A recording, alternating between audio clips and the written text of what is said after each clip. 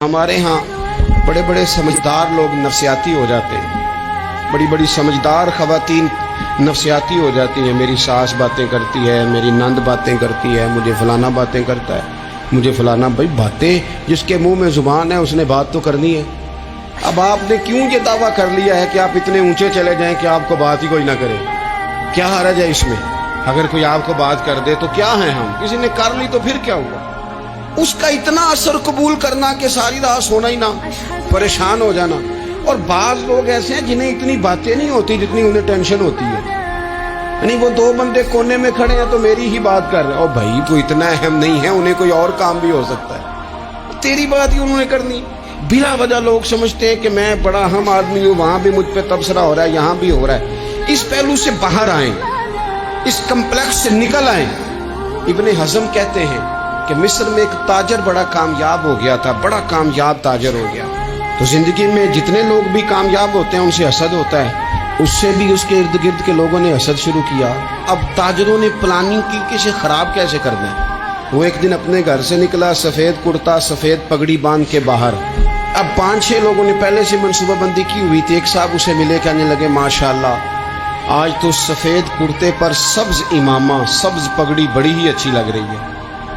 تو وہ ہنس کے کہنے لگا لگتا ہے آپ سو کے اٹھ کے آئے ہیں، پگڑی تو میری سفید ہے۔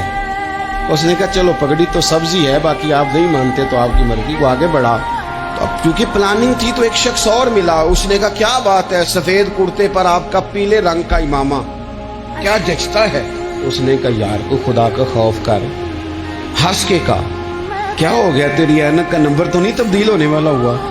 اور بھائی میں نے تو سفید کرتا اور سفید ہی امامہ باندھا ہے۔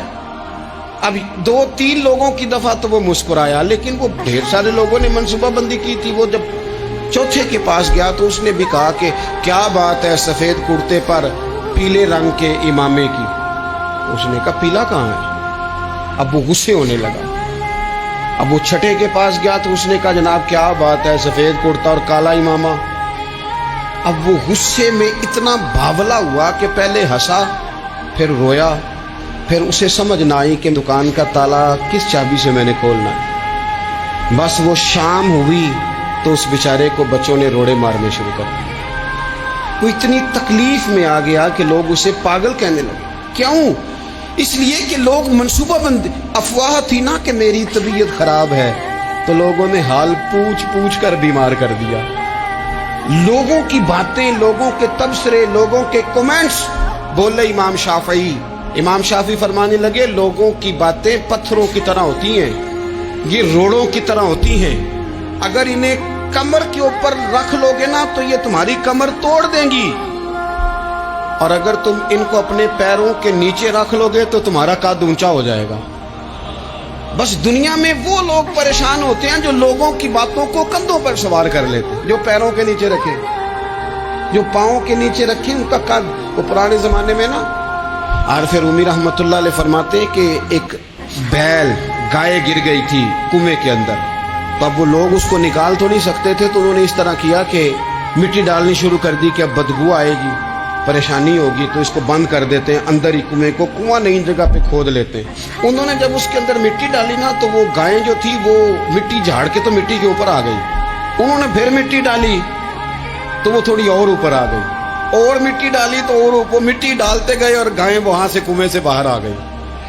لوگوں نے دفن کرنا چاہا، وہ باہر نکل آئی۔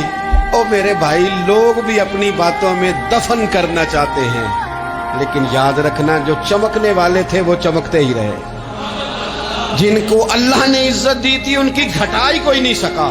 اتنی لمبی زبانیں کھول کے لوگوں نے صحابہ کے بارے میں باتیں کی، لیکن سورج چمک رہا ہے صدیق اکبر کی شان پر، عظمتیں دمک رہی ہیں فاروق اعظم کی، عروج ہے جناب فاروق اعظم کو، نگر نگر گلی گلی دنیا علی علی کرتی چلی جا رہی ہے۔